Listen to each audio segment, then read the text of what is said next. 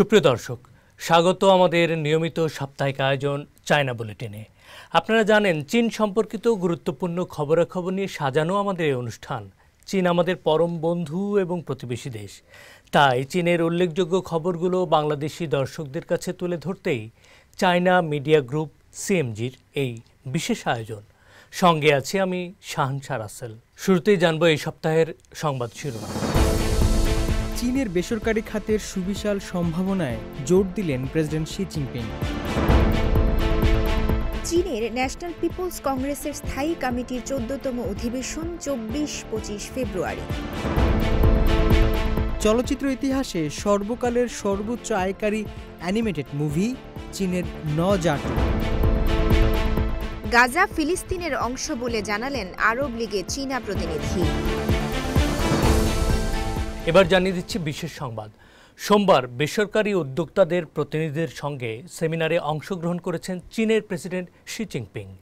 তিনি সেমিনারে চীনের বেসরকারি খাতের বিশাল সম্ভাবনার উপর জোর দিয়ে বলেন, নতুন যুগে বেসরকারি উদ্যোগ এবং উদ্যোক্তাদের সক্ষমতা পূর্ণভাবে প্রয়োগ করার এখনই উপযুক্ত সময়।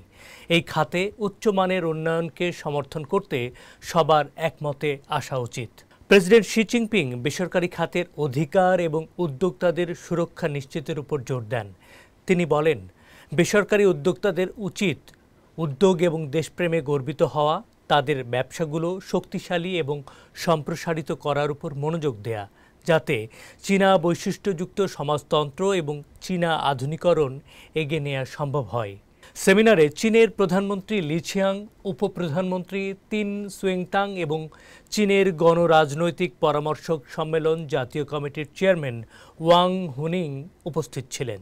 সম্মেলনে হুয়াওয়ের রন ছংফেং, বিওয়াইডির ওয়ান চুয়াংফু, নিউ হোপের লিউ ইয়ং হাও, উইল সেমিকন্ডাক্টরের ইউ রন রং এবং শাওমির লেই টুং সং সহ উদ্যোক্তারা তাদের পরামর্শ এবং মতামত প্রদান করেন। আগামী 24 এবং 25 ফেব্রুয়ারি বেইজিংয়ে অনুষ্ঠিত হবে চীনের 14তম ন্যাশনাল পিপলস কংগ্রেসের স্থায়ী কমিটির 14তম অধিবেশন।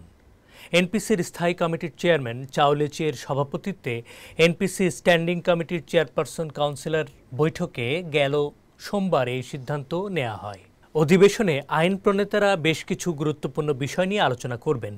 এর মধ্যে রয়েছে এনপিসি স্থায়ী কমিটির কাজের প্রতিবেদন, 14তম এনপিসির তৃতীয় অধিবেশনের জন্য একটি খসড়া এজেন্ডা, প্রেসিডিয়াম ও মহাসচিব পদপ্রার্থীদের নামের তালিকা এবং ভোটার নয় এমন প্রতিনিধিদের তালিকা করা। এবার একটু ভিন্ন প্রসঙ্গ। বিশ্ব চলচ্চিত্র ইতিহাসে নতুন অধ্যায় রচনা করেছে চীনা অ্যানিমেটেড মুভি নজাটু। এটি একক বাজারে সর্বোচ্চ আয়কারী চলচ্চিত্র হয়েছে, পেছনে ফেলেছে আগের রেকর্ডধারী স্টার ওয়ার্স দ্য ফোর্স অ্যাওয়েকেন্সকে। সিনেমা হলগুলোতে ব্যাপক জনপ্রিয়তার জোয়ারে ভাসছে নজাটু, ভেঙে চলেছে একের পর এক সব রেকর্ড।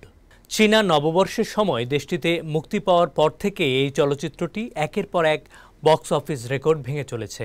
গেল মঙ্গলবার ডিজনি মুভি ইনসাইড আউট 2কে পেছনে ফেলে সর্বকালের সর্বোচ্চ আয়কারী অ্যানিমেটেড চলচ্চিত্রের তালিকায় উঠে এসেছে এই সিনেমাটি।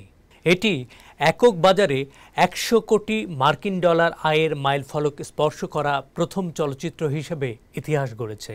হলিউডের বাইরের প্রথম প্রযোজনা হিসেবে এই মুভিটি $বিলিয়ন ক্লাবের নাম লিখিয়েছে। চীনের টিকিটিং প্ল্যাটফর্ম বিকনের তথ্য অনুযায়ী গেল শুক্রবার পর্যন্ত নজাটু মোট 679 কোটি 22 লাখ ইউয়ান আয় করেছে। 1300 শতকের মিন রাজবংশের একটি পৌরাণিক কাহিনী থেকে অনুপ্রাণিত হয়ে নির্মিত হয়েছে এই মুভিটি। একটি ছোট বালকের অলৌকিক ক্ষমতাকে উপজীব্য করে গড়ে ওঠে চলচ্চিত্রটি। তার রয়েছে জাদুকরী ক্ষমতা এবং ব্যতিক্রমধর্মী মার্শাল আর্ট দক্ষতা। 2019 সালের হিট সিনেমা নজার সিকুয়াল হলো নজাটু। দর্শক, এই ছিল আমাদের এবারের আয়োজনে। অনুষ্ঠানটি সামাজিক যোগাযোগ মাধ্যমে দেখতে ভিজিট করুন www.facebook.com/cmg বাংলা এবং ইউটিউব চ্যানেল সিএমজি বাংলাতে। আবারও দেখা হবে আগামী সপ্তাহের একই দিনে একই সময়ে। দেখার আমন্ত্রণ চাইছেন।